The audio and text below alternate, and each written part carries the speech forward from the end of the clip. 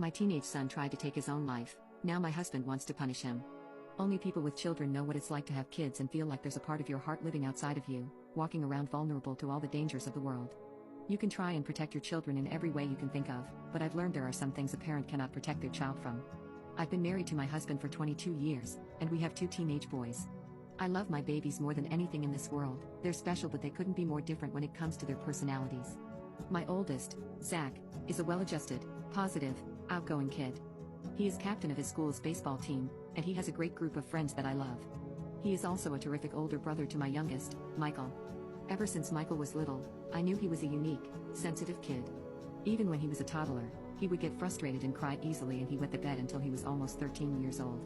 Now at 16, Michael suffers from a lot of anxiety and bouts of depression.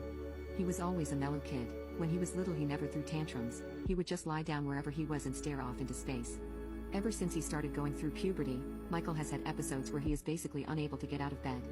It started when he was around 12. He wouldn't get out of bed in the morning, and when I would go up to check on him, I would find him wrapped in his blanket just staring at the wall. I would ask him what was wrong, how could I fix it, and all he could tell me was that he was sad and he didn't know why. I got him into therapy the same year these episodes started, and he's been in regular therapy with his same trusted therapist ever since. My husband has been basically absent from Michael's psychiatric care. He has said before that he doesn't believe in depression and thinks this is just a phase that Michael will grow out of. He doesn't know how to talk to Michael about it, and he just ignores Michael's issues, and anytime I try to bring up Michael's mental health, my husband brushes me off. It's like he's chosen to simply not acknowledge that part of our son. But I can't, and I do everything I can to help my baby. It's my husband's fault he has no relationship with his son. He will even scold Michael sometimes for staying in bed, and I always tell him to leave him alone and that he's not helping. He doesn't have a strong relationship with Zach either, since he gets upset when my husband is impatient towards Michael. My husband's carelessness towards Michael infuriates me, but at least Zach does everything he can to care for his brother. He has always been very protective of him, and when Michael is having a bad week, Zach will sleep on his floor every night and just spend time with him. He puts on movies and YouTube videos for them to watch together, and he tries his best to convince Michael to get out of the house. But I know it's hard for Zach to see his brother dealing with such intense psychological issues, and over the years we've had lots of talks about how we can best support Michael when he's not well. It's been years, but Michael still deals with the same issues. He'll have a good couple of weeks, then one day, he won't come down for breakfast and I know he's back in a hole. It breaks my heart to watch this as his mother.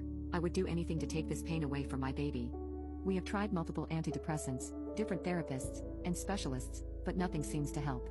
When he is active, he's a perfect, brilliant kid. I know he struggles with a lot of social anxiety at school, but he doesn't let it affect his grades, and he's an A student. He's a bright boy, he loves reading nonfiction, and he has a lot of collected knowledge on a range of topics. He loves history, and I know he will have a bright future. One day we were in the kitchen, and I was listening to him enthusiastically talk about what he learned in history class that day. Out of nowhere, he said, "If I grow up, I think I want to become a history professor." The words hit me like a brick, and I immediately stopped what I was doing, turned to him, and asked why he used the word if I told him he was going to grow up into a strong, healthy man, and he had his whole life ahead of him. He just shrugged, and I wrapped him in the tightest hug I could give him without hurting him. As you can see, my son is fragile, he needs patience, and he is very emotionally vulnerable. That's why I could unalive my husband when I think about what he did to him, and everything that happened because of his cruelty.